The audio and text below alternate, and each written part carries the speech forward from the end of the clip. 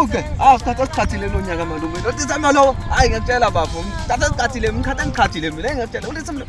Mama, uyekhaya ngithi hayi.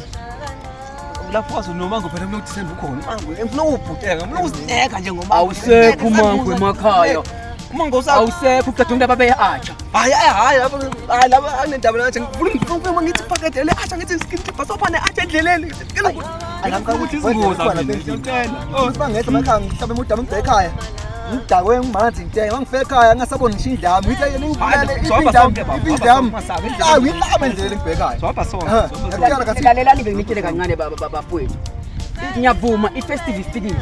uDecember ufikile. Asehlengisene emakhaya sikutheke. Kodwa asingashesheni sibuvule. Niyangizwa? Asashesheni sibuvule. Savuzwa malume. yes. Hamba uyobuvulela kuphi ekhaya sowubone abantwana.